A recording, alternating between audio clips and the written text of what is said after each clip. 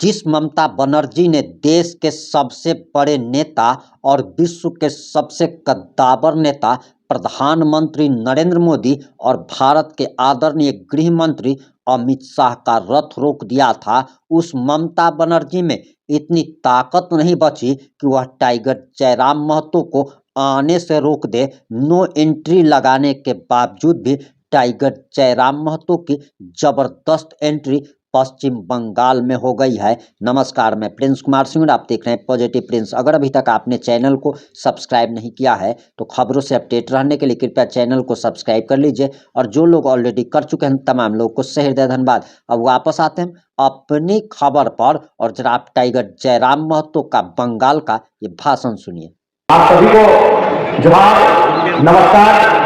और विशेषकर इस बाजार में जितने भी दुकानदार बंधु हैं जिनके कानों तक हमारी आवाज जा रही है, उनको भी मेरा नमस्कार, जोहार। और साथ ही साथ एक खेद प्रकट करके दुकानदार बंधु आपके लिए, क्योंकि आज तक कभी हमने जब भी आज के जो तो हमारे कार्यक्रम ছিল झारखंड राज्य हमारे कार्यक्रम पहाड़े गড়ায়, हमारे कार्यक्रम खुला मैदाने ग्राउंडे, आज के प्रथमबार আমি এই শহরের মধ্যে আসছে।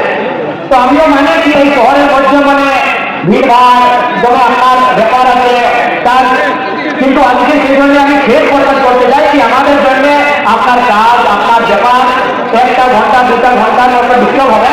সেই জন্য আমি খেদ প্রকাশ করতে চাই কি আমাদের এটা কার্যক্রম না, এটা তো আপনার মেন্টালিটি আছে। সবাই বলছে কি ভাই যদি পুরুলিয়া এন্ট্রি করবে তো ট্যাক্সি স্ট্যান্ডার্ড पुरुलिया घूमने बोले, कोई भी पॉलिटिकल पार्टी आती है पुरुलिया में तो टैक्सी स्टैंड में अपना कार्यक्रम करती है, तो हम भी आ गए। बाकी हमारा जो अंदाज है आप भी जानते हैं, पारासात के जंगलों में पहाड़ों में खेतों खलिहानों में ग्राउंड में मेरा मीटिंग होता है, और सभा में नहीं, हम तो कार्यक्रम के छत में अपना मीटिंग का भाषण देते हैं।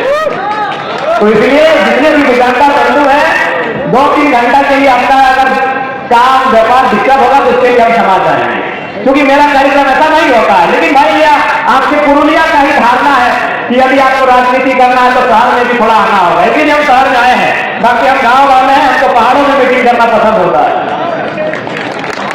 तो भाई थोड़ा सा खेद प्रकट करेंगे, जितने भी हमारे दुकानदार बंधु लोग अपना काम काज कर रहे हैं, थोड़ा सा खेद प्रकट करेंगे। तो आज मैं मानता हूं कि पश्चिम बंगाल पुरुलिया जो है, चाहे पुरुलिया रहे, बांकुड़ा रहे, झारग्राम रहे या मेदिनीपुर रहे, ये जिले संवैधानिक रूप से, ये जिले कानूनी रूप से बेहद पश्चिम बंगाल का हिस्सा है। लेकिन अगर संस्कृति की बात करें, सामाजिक बात करें, भावनाओं की बात करें, तो आज भी ये जिले झारखंड का हिस्सा है। और एक झारखंडी बेटा होने के नाते जिस प्रकार से मैं आवाज छोटा नागपुर पठार में बसने वाले लोगों के लिए उठाता हूं, जो आवाज में कोलांचल के लोगों के लिए उठाता हूं, जो लड़ाई में कोलांचल छोटा नागपुर समेत झारखंड के हिस्सों के लिए लड़ता हूं, वही आवाज वही संघर्ष मेरा जंगल महल के लोगों के लिए रहेगा। क्योंकि आप भले संवैधानिक रूप से कानूनी रूप से आप बंगाल का हिस्सा है, लेकिन भावनात्मक रूप से सांस्कृतिक रूप से आज भी आप वही ग्रेटर झारखंड का पार्ट है जिसके लिए आपने भी लड़ाई लड़ा था और हमारे पूर्वजों ने भी लड़ाई लड़ा। और ऐसे भी আপনি সবাই জানে এটা প্রাচীন নাম কি, এটার প্রাচীন নাম মানভোগ। এটা প্রাচীন মানভোগ বলে না, তো মানভোগ মানে কি, এইদিকে पुरुलिया ওইদিকে धनबाद और बोकारो। हम लोग सुनते हैं ना कि कुंभ का मेला में भाई लोग बिछड़ गया था, तो सरकार ये नियम कानून हम लोग को बिछड़ाया। ये मानभोग जिसका एक गौरवशाली इतिहास रहा है, जिसका एक गौरवशाली परंपरा रहा है, भारत देश की आजादी से लेकर झारखंड अलग राज्य की लड़ाई तक जिस मानभूमि का एक गौरवशाली इतिहास रहा है, उसी मानभूमि का हम भी हैं, जिस मानभूमि को आज पुरुलिया कहते हैं और हम धनबाद कहते हैं। तो हम आपसे बिल्कुल भी अलग नहीं है। जो आपकी पहचान है, जो आपकी परंपराएं है, जो आपकी संस्कृति है, वही पहचान वही परंपरा हमारी भी है। तो इसलिए प्रथम जिनिस এইটাই কি আমরা সবাই একটা মায়ের ছেলে, আমরা ভিন্ন মানুষের ছেলে নাই, আমরা ভিন্ন মায়ের ছেলে নাই, আমরা মানভূমের মাটির মানুষ বলে। তো যেভাবে আপনি মানভূমের মানুষের সেভাবে আমিও মানভূমের মানুষ। इसलिए आज आपके इस कार्यक्रम स्थल से मैं आपको स्पष्ट कहने के लिए आया हूं कि आज जिस प्रकार से झारखंड की राजनीति में हम लोगों ने शुरुआत किया, आज वही शुरुआत पश्चिम बंगाल, जिसमें विशेषकर जंगल महल का जो इलाका आता है, हम वहां करने का प्रयास करेंगे। इसके लिए आप सबों का आशीर्वाद, आप सबों का मार्गदर्शन अति आवश्यक और महत्वपूर्ण होगा। आज के समय আপনি সবাই জানেন কি আমাদের ঝাড়খণ্ড মুক্তান্ত্রিক ক্রান্তি মোর্চা एक নতুন পলিটিক্যাল পার্টি বটে, আর আমাদের কাজ এই ঝাড়খণ্ডের প্রান্তে কিভাবে আছে, কি রকম আমরা কাজ করা এখানে আপনি সবাই জানেন।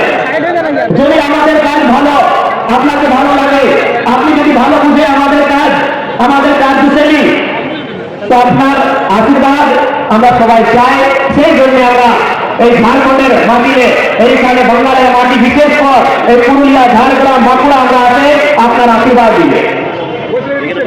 तो आज अब आप सबों को यह तय करना है कि क्या जो आवाज कई दशकों पहले परिस्थितियों के कारण, राजनीतिक दांवपेच के कारण दबा दी गई थी, क्या उस आवाज को एक बार फिर से जंगल महल की बातियों में गूंजना चाहिए कि नहीं? मैं मानता हूं, मैं यह भी मानता हूं कि आज 25 साल बीत चुके हैं। 25 साल पहले हमें झारखंड राज अलग मिला। मैं बार बार कहता हूं कि झारखंड मिलने के बाद झारखंड के लोगों को तसल्ली मिला कि भौगोलिक रूप से, संवैधानिक रूप से योगदान कोल्हान ने दिया था। जब हम कोल्हान कहते हैं तो कोल्हान का मतलब सिंहभूम, कोल्हान का मतलब सिंहभूम से। जब कोलांचल हम कहते हैं तो कोलांचल का मतलब आधा मानभूम से। यानी झारखंड अलग राज्य की लड़ाई में जो योगदान कोलांचल का रहा, जो योगदान सिंहभूम का रहा, वही योगदान, उसी अनुपात में योगदान जंगल महल का भी था। जो शहादत सिंहभूम ने दिया था, जो शहादत कोलांचल ने दिया था, उसी अनुपात में शहादत जंगल महल ने भी दिया था।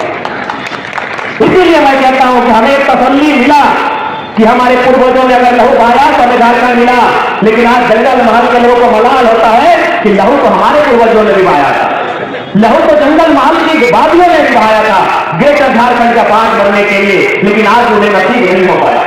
तो इसलिए आज वर्तमान की जो सरकार तृणमूल कांग्रेस के नेतृत्व में और फुटबॉल की मशहूर, हमें खेलती नहीं है लेकिन बार बार होती है खेल, हमें ममता दीदी के नेतृत्व में सरकार चल रही है, उन्हें अब जंगल महल की बातों से आवाज की गूंज होगी और उन्हें जानने की आवश्यकता होगी कि आज जंगल महल जो कभी झारखंड बनने का हिस्सा ख्वाब देखा करता था, आज वो जंगल महल आपके हाथ मिलाकर आपके दशकों के कार्यकाल पर सवाल खड़ा करेगा कि आपने जो कार्य कलकत्ता के लिए किया, आपने जो कार्य कालीघाट के लिए किया, आपने जो कार्य हावड़ा हुगली के लिए किया, क्या आपने वो कार्य पुरुलिया के लिए किया है? ये सवाल जंगल महल के लोग करेंगे, ये सवाल पुरुलिया के लोग करेंगे।